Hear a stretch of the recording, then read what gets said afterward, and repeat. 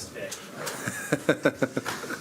I know. I'm sorry to keep you guys so long. Normally we're out by the end of the 6th round, so appreciate your guys' patience. But no, it's pretty cool. I've never had this irrelevant before, so that was fun. Not for you guys, but it was fun. It was fun. But just before the questions, I can't thank our staff enough.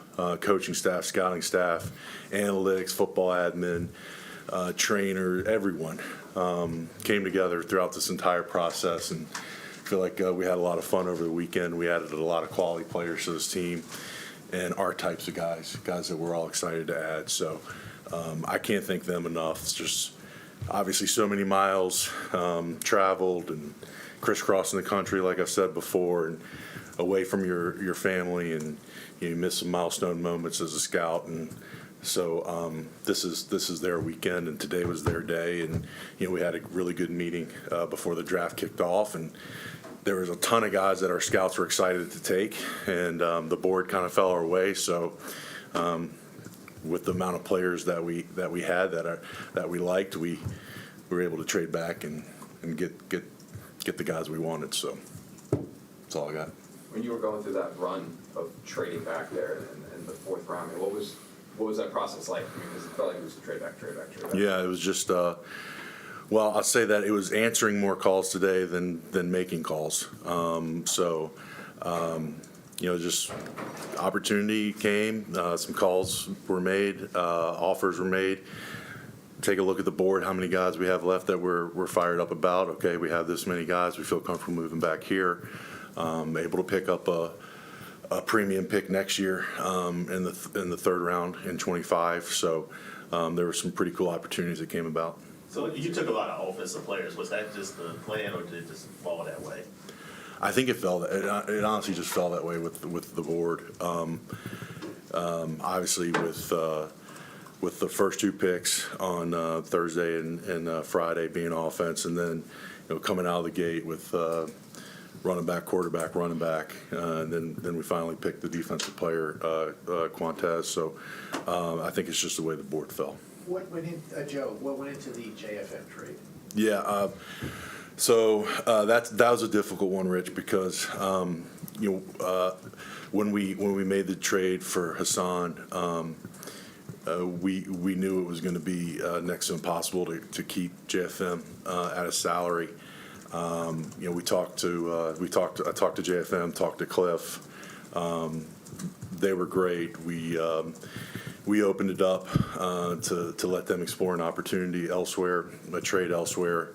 So that was a few weeks ago, obviously, after we traded for Hassan, and got the deal worked out with Denver today after a lot of talks. But that's a difficult one because I can't tell you how much I love JFM as a person and a player, and picking him up after coming from the Rams, and the only thing you knew about him was that he had a sack in the Super Bowl that year against the Patriots, and seeing him develop as a player, as a person, as a man. He's a great father. So that's a difficult thing, and it's a unfortunate part of the business not being able to keep him. But it was an opportunity. Denver got a hell of a player. I'll say that. Denver got a hell of a player. Joe, was it ever an option to rework his contract here, like just to get a lower number and keep him here? Yeah, there was a discussion, but it got to the point where it wasn't going to be something that we were. The gap was too far for us to bridge. So Denver was obviously able to do that. Robert, how do you replace him? This defense is now lost. I know a couple notable guys that are among the reasons you guys have been among the best defenses in the league the last couple of years. It's going to be tough, but we love the guys that we have in our room. Obviously, JFM with his leadership and all that stuff, it's going to be sorely missed. I mean, just to echo what Joe just said, when we first got here, red flags all over his name, and you just saw an individual who worked at it, not just from a football standpoint, but as a character, a man, a father. He's an unbelievable leader, unbelievable human, unbelievable player, and just to echo what Joe said, Denver got a hell of a player. The other, I don't think we've talked to you since, but Zach, you guys finally dealt him. Went into that decision, or the finalization of that decision. Yeah, obviously, that was a longer process, but again, got to the point where it just was the right decision for all three parties. We received the compensation that we needed, and wish him the best moving forward. And now you got another quarterback in the building. You got Jordan Travis today. What was it back? And yeah, it's obviously coming off an injury, but how confident were you that he's going to be able to bounce back? Yeah, I memean, Jordan's a dynamic player, and obviously a tough injury for him and the team last year, but dynamic player. He came on 30 visits, just getting a chance to spend time with him and get to know him as a person.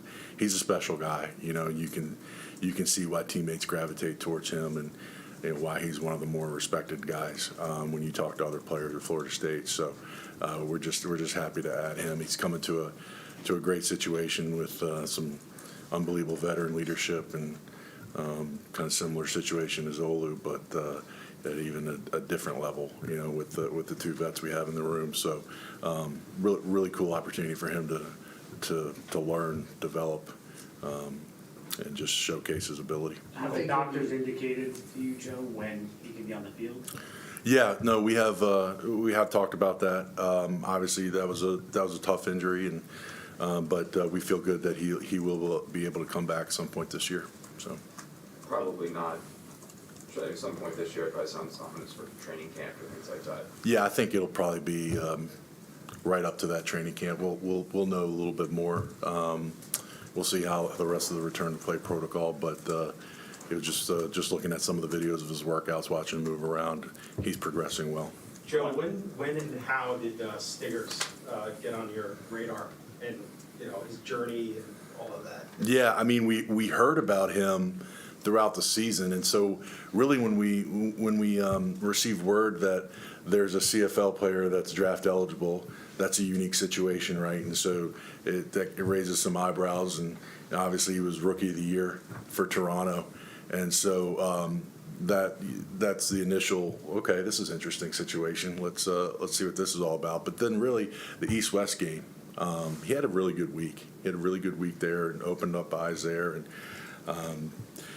he's a unique guy. He's a special guy. Another guy came up for the 30 visit and get to know him, and his zone eyes, his ball skills, they show out in tape, and so great young man. And so obviously he had a great experience with a lot of people in the building. So just felt like he could be a really nice addition to the backfield defensive You mentioned backfield. that experience. I mean, you guys shared the video on the phone, and it seemed like there was Jeff seemed emotional.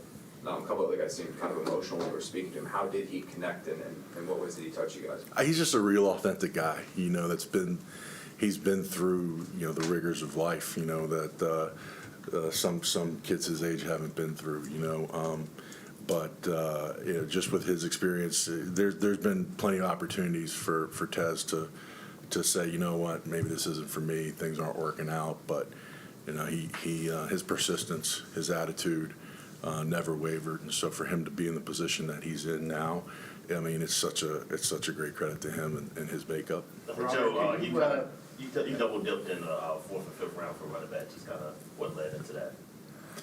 No, we're excited about these two young backs we brought in, and Braylon and Isaiah, and big backs, productive backs. Look, it adds great competition in the room. Obviously, we have a dynamic player in Brees, and we're still very excited about Izzy. But we have four backs that it's going to be a pretty cool room. Young stable of stallions to see how they do and see how they compete, and so excited about that room. Robert, obviously there's been a huge emphasis on offense through free agency and the draft. Could you talk about how the depth on this year's roster compares to last year's roster, and how that may play out over the rigors of a long season? No, for sure.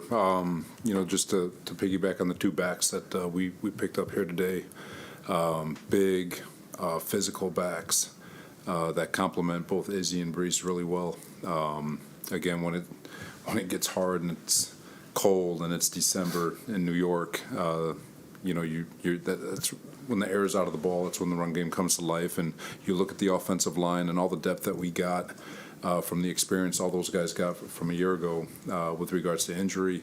The tight end group is deep. When you look at Ruckert and Conklin, and then Kuntz was having a really, really nice doing a really nice job with regards to practice squad and growing, especially when Aaron got back and was practicing. Not to forget Yeboah. So there's a lot of excitement. The receiver room, there's a lot of versatility, a lot of different types of people. You got the big guys in Lazard and Mike Williams and Irv, and then you've got the shifty slots and like Xavier Gibson and Brownlee. Obviously, don't forget him. He's a big guy, and Garrett's on question, and adding Malachi. You know, so there's. And not to forget the other guys too, man, Lance and Malik. But it's a good group all the way across the board. So there's a lot of great competition, a lot of great character, a lot of guys who are going to come in and work, who are intrinsically motivated, and you know we'll throw it out and see how the cards shake out. Joe, I know roster building's never really done, but the heavy lifting is now over, right? With free agency and the draft. How do you feel about what you set out to do in January to where you are now as you're entering May? I mean, I feel like we had a plan. We tried to keep the main thing throughout the off season. I feel like we stuck to what we tried to do and tried to avoid distractions and not waver from our process. So we've been able to do that. But look, we're excited about the team and excited to get this thing going. Can you tell us a little bit about Mr. Irrelevant, other than he played at, obviously, a premier? Yeah, transfer from UAB, another guy, that's just, he's been given nothing and had to earn everything, and just the right kind of like warrior makeup mentality and perseverance that is going to help him here and in life. Sorry. How many guys did you have, like, in that mix where you say, okay, this might be, or was he the guy that keyed in on the? Yeah, I mean, we had a pretty cool discussion up there because obviously the board's just, like I said, I've never been part of Mr. Relevant, so it was a little wild to see your board just completely wiped out the way it was. Like, oh, geez, like, okay. So that was the not fun part about it. But then just getting all the guys in the room and like, okay, who's the guy you're most excited about here at each position? Because each one of our scouts is like in charge of a position during the undrafted free agent process, and so we're getting ready to kick off this undrafted free agent process. Like, which guy are you most fired up about? And so we have that discussion, and have you talked to any of these guys? Are they what's going on here? And so it's just figuring out what's available, who generates the most excitement, and then staying true to your process and the meetings that we had, and all right, we know our scouts like this guy, our coaches like this guy, kind of bringing it together, and it felt like we picked the right guy. The undrafted process worked out pretty well for you guys last year with Xavier and Brownlee. Is there anything you can take from that as you head into here? I mean, to duplicate that success? Yeah, I think, like I said, keep the main thing. Explosive guys that love football. I feel like all the guys that have made it as undrafted free agents since I've been here, whether it's Huff or Brownlee, Gibson, obviously there's that physical trait, but they all share the same like mentality, competitive makeup, great teammates, love football. Just great locker room guys that just compete. They're just wired to compete, and so that's the main thing. Like, let's get guys that love football are wired to compete and have the right ability level. Tony Adams. Oh, I forgot about Tony Adams. Geez, Tony Adams, freaking stud, absolute stud. Robert, how exciting is it for you to have a quarterback who has this kind of makeup now? You have Rodgers as a starter, you have a reliable veteran that you can bank on, and Tyrod, and you have a young guy you can also work on. It's exciting. Aaron, we were all excited about him before he got hurt, but that same excitement is still there. I mean, he throughout phase one, I mean, the guy it's remarkable how he can throw a football at his age, and I can barely get out of bed, so. But he's, and then Tyrod, an unbelievable human. And the way he's been attacking it over the first couple of weeks with Hackett and Downing and trying to absorb all the information from the ground floor. He's got a wealth, a database of knowledge. If you think about all the quarterbacks he's been around and the places he's been. And then to speak for Jordan, to come into a room, I think it's 34 years of experience between the two, something like that, which is remarkable. And so for Jordan, I mean, it's whatever he wants, you know. So it's just it's a really cool room. Joe, like, have been a decision made on ABT's fifth-year option yet? Yeah, so we're going to pick that up. So I had, when we talked about the draft presser, I hadn't had a chance to talk to ABT yet, so I had the opportunity to have the conversation with him, let him know that we are going to be picking up that fifth-year option. Robert, with Key, with the seventh round pick, he's a bigger safety, and you have a history of making those bigger safety linebackers. Is that your plan for him, and if not, what is your plan? No, he's a safety. His football IQ and intelligence, his instinct, his length, his play speed is actually much faster than his time speed. So we're excited to get him in that spot and give him a chance to compete. Joe, just Last one. to revisit the Cortez video that kind of referenced, Bobby was in that video, which is very unusual for him to be on camera and stuff. Was there a certain connection there or aspect of why you guys decided to have him included?